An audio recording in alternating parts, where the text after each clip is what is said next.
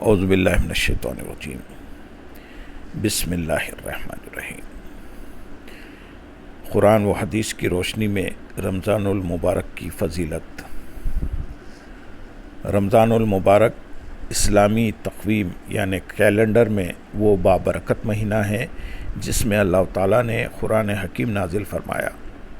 رمضان المبارک کی ہی ایک بابرکت شب آسمان دنیا پر پورے قرآن کا نزول ہوا، لہٰذا اس رات کو اللہ رب العزت نے تمام راتوں پر فضیلت عطا فرمائی اور اسے شب قدر قرار دیتے ہوئے ارشاد فرمایا، لیلۃ القدر خیر من الف شہر۔ شب قدر فضیلت اور برکت اور اجر و ثواب میں 1000 مہینوں سے بہتر ہے۔ رمضان المبارک کی فضیلت و عظمت اور فیوز و برکات کے باب میں حضور نبی اکرم صلی اللہ علیہ وسلم کی چند حدیث ہم یہاں پیش کریں گے۔ حضرت ابو ہریرہ رضی اللہ تعالیٰ عنہ سے مروی ہے کہ حضور نبی اکرم صلی اللہ علیہ وسلم نے ارشاد فرمایا، جب ماہ رمضان آتا ہے تو جنت کے دروازے کھول دیے جاتے ہیں اور دوزخ کے دروازے بند کر دیے جاتے ہیں اور شیطانوں کو پابند زنجیر کر دیا جاتا ہے۔ رمضان المبارک کے روزوں کو جو امتیازی شرف اور فضیلت حاصل ہے اس کا اندازہ حضور نبی اکرم صلی اللہ علیہ وسلم کی اس حدیث مبارک سے لگایا جا سکتا ہے۔ حضرت ابو ہریرہ رضی اللہ تعالیٰ عنہ سے مروی ہے کہ حضور نبی اکرم صلی اللہ علیہ وسلم نے ارشاد فرمایا، جو شخص بحالت ایمان ثواب کی نیت سے رمضان کے روزے رکھتا ہے اس کے سابقہ گناہ بخش دیے جاتے ہیں۔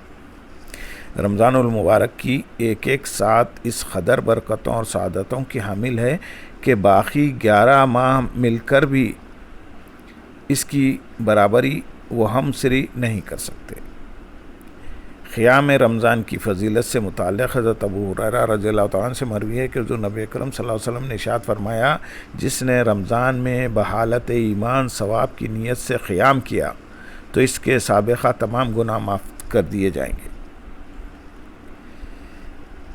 حضور نبی اکرم صلی اللہ علیہ وسلم رمضان المبارک سے اتنی زیادہ محبت فرماتے کہ اکثر اس کے پانے کی دعا فرماتے تھے اور رمضان المبارک کا اہتمام ماہ شعبان میں ہی روزوں کی کثرت کے ساتھ ہو جاتا تھا۔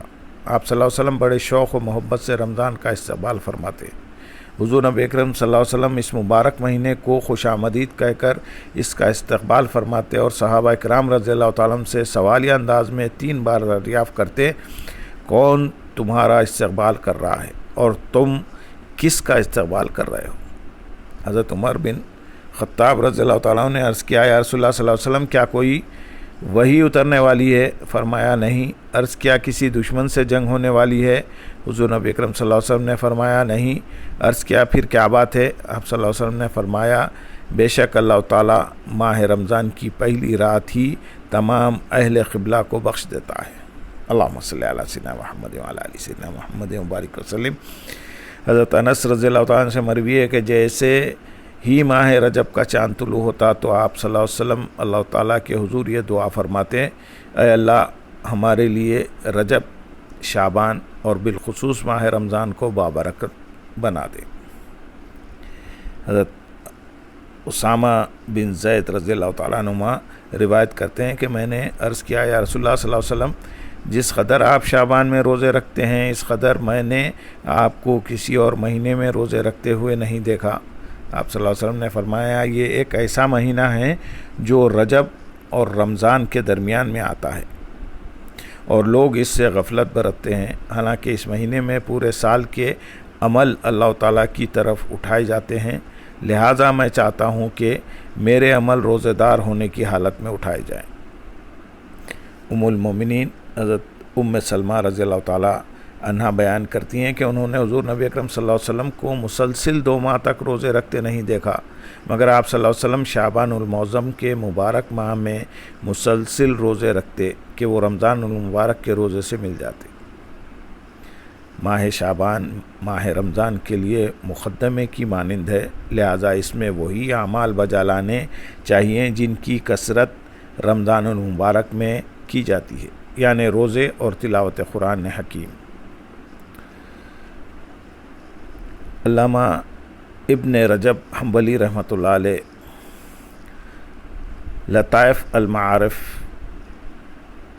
میں لکھتے ہیں ماہ شعبان میں روزوں اور تلاوت قرآن حکیم کی کثرت اس لیے کی جاتی ہے تاکہ ماہ رمضان کی برکات حاصل کرنے کے لیے مکمل تیاری ہو جائے اور نفس رحمان کی اطاعت پر خوش دلی اور خوب اطمینان سے راضی ہو جائے۔